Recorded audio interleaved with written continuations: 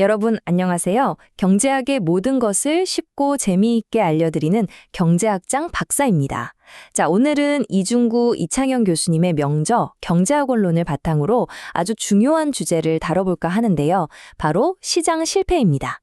우리가 흔히 애던 스미스의 보이지 않는 손이라고 부르는 시장이 과연 만능일까요?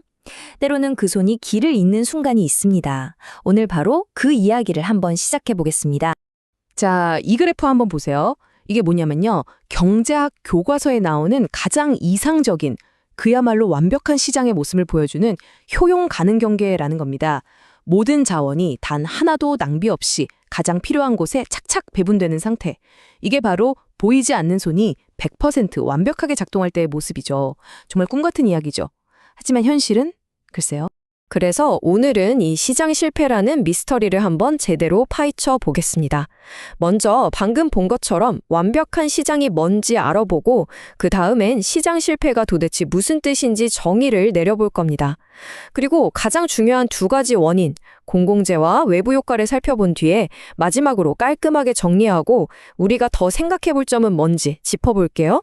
교수님, 근데요. 방금 보여주신 그 완벽한 그래프처럼 진짜 현실 세계의 시장도 항상 그렇게 효율적으로 돌아가나요? 제가 보기엔 아닌 것 같은 순간들이 꽤 많은 것 같아서요. 이야, 아주 날카로운 질문인데요. 바로 그겁니다. 그게 오늘 우리가 나눌 이야기의 핵심이에요. 이론은 완벽하지만 현실에서는 시장이 제 기능을 다하지 못할 때가 정말 많아요. 이렇게 시장에 보이지 않는 손이 힘을 잃고 자원을 효율적으로 배분하지 못하는 상황, 이걸 바로 경제학에서 시장 실패라고 부르는 겁니다. 자, 우리 교재에 나온 정의를 한번 볼까요?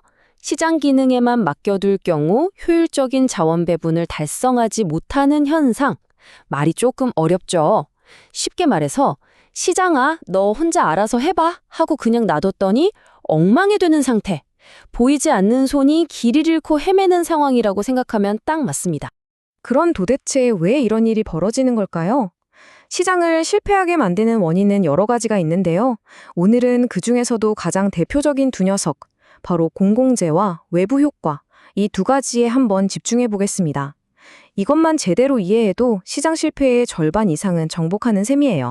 자, 그럼 첫 번째 원인, 공공재부터 한번 살펴볼까요? 이름만 들으면 뭐 나라에서 만드는 물건인가 싶기도 한데 경제학에서는 아주 특별한 두 가지 성격을 가진 재화를 공공재라고 부릅니다. 교수님, 그 공공재라는 게 정확히 어떤 건가요? 예를 들면 나라를 지키는 국방 서비스나 아니면 깜깜한 밤바다를 비춰주는 등대, 뭐 이런 것들이 맞나요? 네, 맞아요. 아주 좋은 예를 들어줬네요. 등대를 한번 생각해 봅시다. 배 한 척이 등대 불빛을 이용한다고 해서 다른 배가 불빛이 줄어들진 않죠? 이게 바로 비경합성입니다. 내가 쓴다고 남이 못 쓰는 게 아니라는 뜻이죠. 그리고 또 돈 안 낸 배라고 해서 너는 등대 불빛 보지 마 하고 막을 수가 있나요? 불가능하죠. 이게 바로 배제 불가능성입니다. 돈을 안 내도 그냥 쓸 수 있다는 거예요. 국방 서비스도 똑같죠. 바로 이 두 가지 성격 때문에 심각한 문제가 생겨요. 어차피 내가 돈을 안 내도 누군가 만들어주면 공짜로 쓸 수 있으니까 아무도 스스로 돈을 내서 등대를 만들려고 하지 않겠죠. 이걸 바로 무임승차자 문제라고 합니다. 결국 어떻게 될까요? 기업 입장에서는 돈이 안 되니까 아무도 생산을 안 하겠죠. 우리 사회에 꼭 필요한 등대나 국방 서비스가 아예 공급되지 않는 겁니다. 시장이 스스로는 절대 해결 못하는 명백한 시장 실패인 거죠. 자, 그럼 이제 두 번째 원인으로 넘어가 보겠습니다. 바로 외부 효과라는 건데요. 이건 어떤 사람의 경제 활동이 그 거래와는 아무 상관없는 제3자에게 의도치 않은 영향을 주는 걸 말해요. 좋은 영향일 수도 있고 나쁜 영향일 수도 있죠. 교과서 정의를 보면 한 사람의 행위가 제3자의 경제적 후생에 영향을 미치지만 그에 대한 보상이 이루어지지 않는 현상이라고 나와 있죠. 여기서 키워드는 두 개예요. 바로 제3자, 그리고 보상이 이루어지지 않는다는 점입니다. 가장 대표적인 나쁜 외부 효과의 예시가 바로 이 공장의 매연, 즉 환경오염입니다. 공장은 물건을 만들어서 팔면 이익을 얻죠. 그런데 그 과정에서 나오는 오염물질들은 공장과 아무 상관없는 주변 주민들의 건강을 해치고 환경을 파괴합니다. 이런 걸 부정적 외부 효과라고 불러요.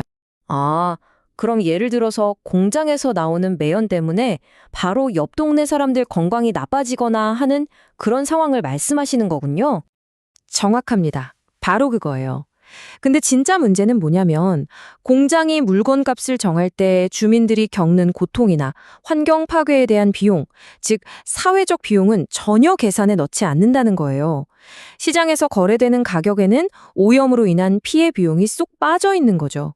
그 결과 어떻게 될까요? 사회 전체적으로 볼 때 바람직한 수준보다 훨씬 더 많이 과잉 생산을 하게 되고 오염도 더 많이 시키게 됩니다.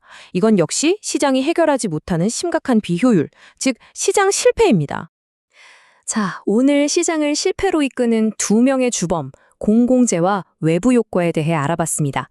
머릿속이 좀 복잡할 수 있으니 오늘 배운 핵심 내용만 딱딱 짚어서 정리 한번 해볼까요?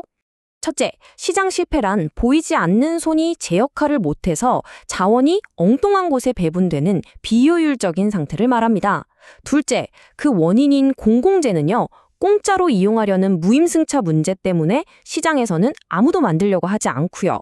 셋째, 외부 효과는 환경오염처럼 거래 당사자가 아닌 다른 사람에게 끼치는 피해를 가격에 반영하지 못해서 과잉 생산 같은 비효율을 낳게 됩니다. 교수님, 오늘 설명을 들어보니까요. 시장이 모든 걸 다 해결해 줄 거라 생각했는데 그게 아니었네요. 이렇게 시장이 스스로 해결하지 못하는 문제들을 보면 자연스럽게 한 가지 해결사가 떠오르는 것 같아요. 바로 그 점이죠. 시장이 실패했으니 정부가 나서야 한다. 이렇게 생각하기가 아주 쉽습니다. 실제로 정부가 국방 서비스를 제공하고 환경 규제도 만들죠. 하지만 여기서 오늘의 마지막 질문을 던져보겠습니다. 그렇다면 시장이 실패할 때 정부가 개입하는 것이 항상 완벽한 해결책이 될 수 있을까요? 혹시 정부의 개입이 또 다른 문제를 낳지는 않을까요? 자, 이 질문에 대한 답은 여러분이 한번 깊이 고민해 보시기 바랍니다. 이 중요한 이야기는 다음 시간에 이어서 나눠보도록 하죠.